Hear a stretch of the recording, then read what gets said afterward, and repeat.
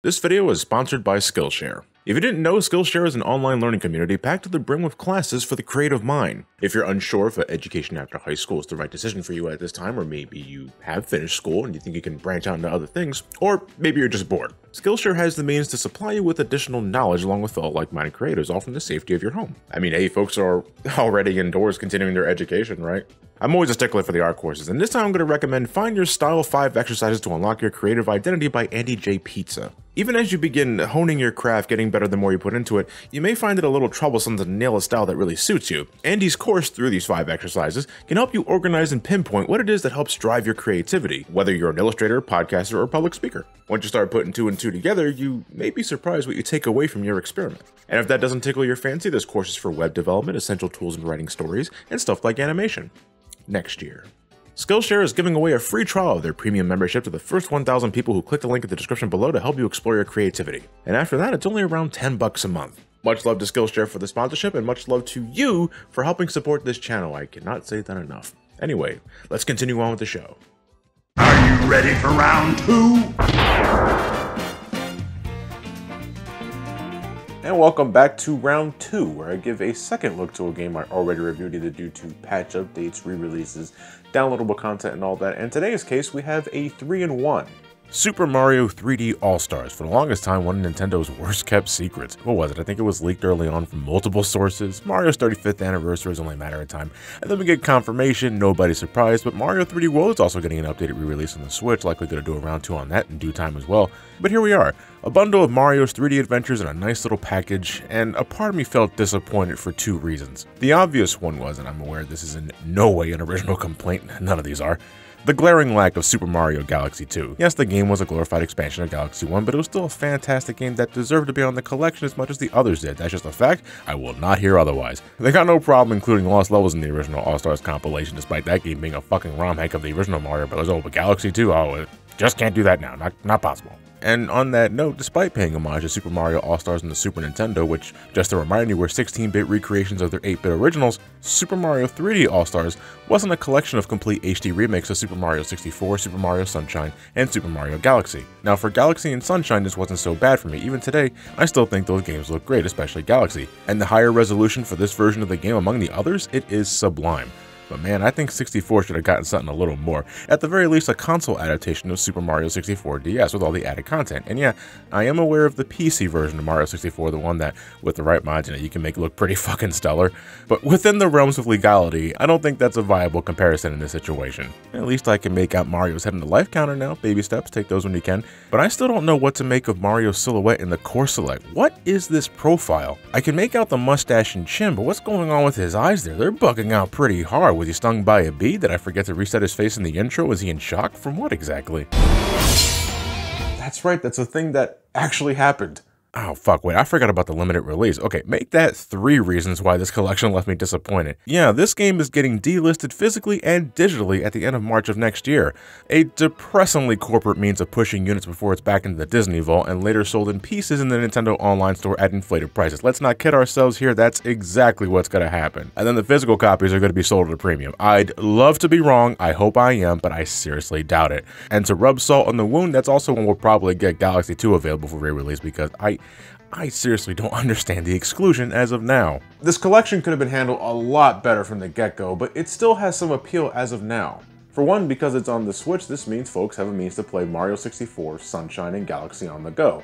I realize this isn't that big of a deal for Mario 64 if you consider Mario 64 DS, but Galaxy, Mario Sunshine, you got some of Nintendo's best platformers at your beck and call during your next train or plane ride. Shit, Sunshine hasn't seen a re-release since this collection, and that has some merit. I think Nintendo seriously needs to get with the GameCube love anyway. It might have been second or third fiddle compared to the PS2 and Xbox, but there's still a lot of classics to consider putting up on the shop. And with physical GameCube games getting more scarce and skyrocketing in price, this needs to happen sooner rather than later. And while 3D All-Stars may not be the full HD makeovers you might have expected in an Age of the Crash Insane trilogy and the like, there's still some nice little updates here and there. For music aficionados, the collection comes with the complete soundtracks of all 3 games included. Lose yourself in the calming serene of Dire Dire Docks, ramp up your anxiety with Platforms Aplenty, and bask in the entirety of Galaxy's score.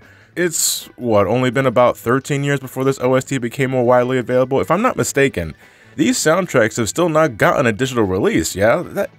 That is such easy fucking money. I don't understand what the damn holdup is. They want to continuously pull down music channels on YouTube, and it's like, this wouldn't be a problem if they just released digital soundtracks. Folks are more than happy to buy that shit and support developers. Well, at least I buy official soundtracks when I can, but they want to make things extra difficult. I don't get corporations, man. I really fucking don't. We should probably break the collection down game by game at this point, starting with Mario 64. I didn't spend too much time going back to this, or any of these for that matter, since, well, I already reviewed each of these games years ago, check the card up top, and because these were essentially the same games with a few technical tweaks, I didn't feel the need to invest too much time into it for the sake of this particular round 2. I still found myself losing track of time because these are still great games in their own way, and when I'm having fun, I sometimes forget that I'm recording for a video. For Mario 64 though, this is the one I wasn't too big on revisiting. Compared to Sunshine and Galaxy, I mean Mario 64 getting re-released was nothing new, the Virtual Console and all that.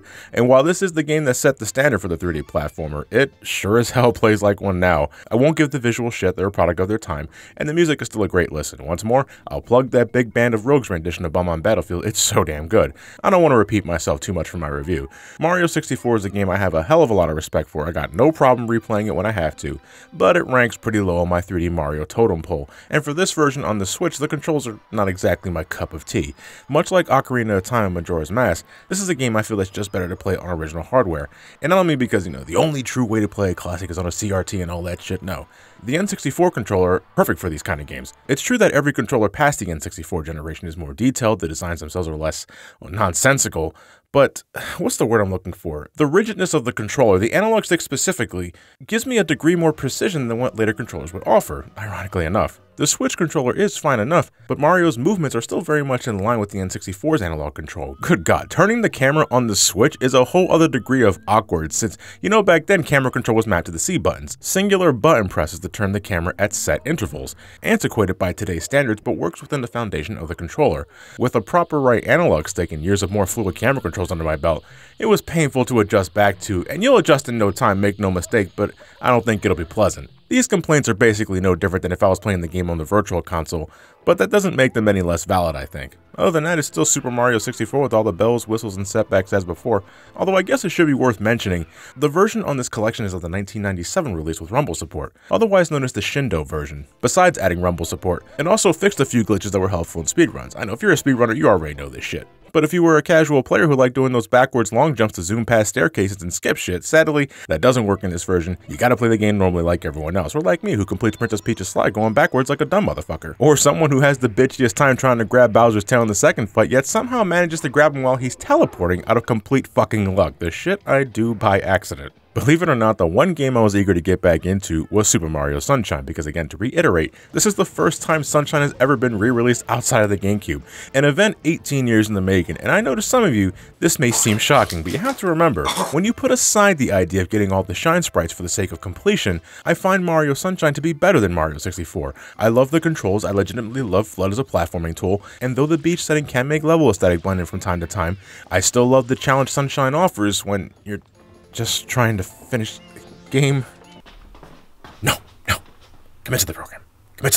By all means, however, if you want to pull your goddamn hair out, there's still those blue coins with no way to track which ones you've collected in which episode, the Sandbird and Gelato Beach, which also hosts that watermelon festival, the stupid fucking pachinko machine in Delfino Plaza, the poison river that requires a slow-ass boat trip with Yoshi to even reach. Fuck that, I'll just clip through here and walk on the ocean floor. This shit is so boring, God.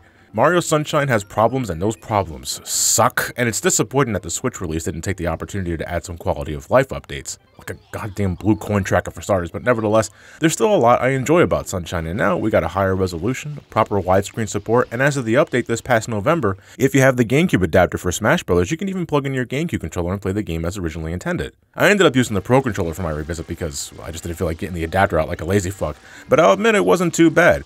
Wasn't a fan of pushing the right analog stick to enter the over-the-shoulder cam for precise scoring, and it's only like this because they decided to make both the B and A buttons the jump button for some confusing-ass reason. Maybe it was for accessibility. On the other hand, you can use the R trigger for FLUDD as normal, and you can use the right bumper to squirt in place and tilt up and down for proper aiming, something I think that was only possible in the GameCube release with the C stick and R trigger held together at the same time. A little clunky then, but it feels more natural here, and I ended up using it quite a few times. Sunshine is considered the black sheep of 3D Mario games, in part due to the combination of the ridiculously hard challenges that come with trying to fully complete the damn game, and how insignificant it all feels.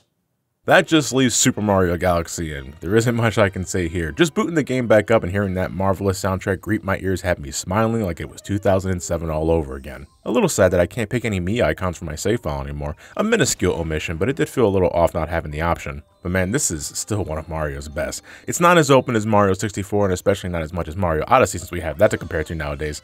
But what you have here is a tightly designed, super enjoyable 3D platformer that I love despite the central focus on anti-gravity gameplay, and I can't stress enough how much I fucking hate that kind of gimmick. But Mario Galaxy managed to make that its strongest point, and I have almost no issue with it, a testament to its astronomical design. I was curious as to how the game would play without the Wiimote. You can play with the Joy-Con separately to get a similar experience for those that prefer that playstyle, but with the Pro Controller, how would that feel? How would the gimmicky control schemes play out? The manta ray surfing, the rolling ball, the bubble blowing, not to mention the spin attack.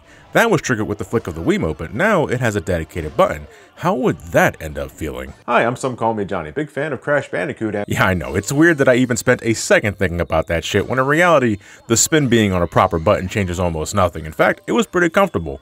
I had to fight against muscle memory for a time whenever I was on the offense, and I mean, even if you're using the Pro Controller, you can still shake it to do the spin, though it doesn't feel as graceful as the one-handed flick of the Wiimote. You also have to use the gyro controls to aim the pointer to collect star bits and use pool stars. Not as intuitive as the Wiimote, despite properly adjusting to it after a few minutes in. I'm super grateful you can recenter the pointer at any time with the push of a button, helped a lot. In handheld mode, you have to use the touchscreen to use the pointer, and not a fan of that. There's too much disengagement for my liking. The gyro controls for the manta ray and rolling ball, though, much better than the original game, I gotta say. It's largely a psychological thing with me. Using two hands to guide myself through motion gimmicks feels way more comfortable.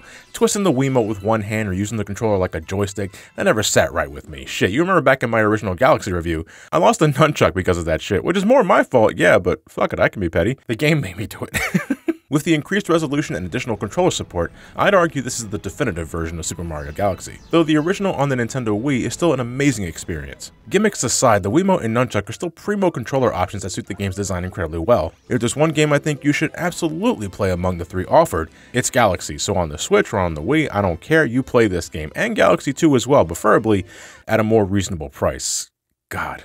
And get it while it's hot because again, the collection is getting delisted at the end of March of 2021. That and Super Mario 35, that's also a good time that I did a spotlight on in case you want to catch that. Limited releases, ladies and gentlemen. The future looks bleak if this is going to be a continued practice from here on out. Can't say that I'm a fan, and man, is this video going to be super outdated if they decide to change their minds at the end of all this. Anyway, I'll catch you in the next video. As always, thank you all for watching. Stay safe, wash your hands, wear a mask if you decide to go outside. Have yourselves a fantastic night, and take care.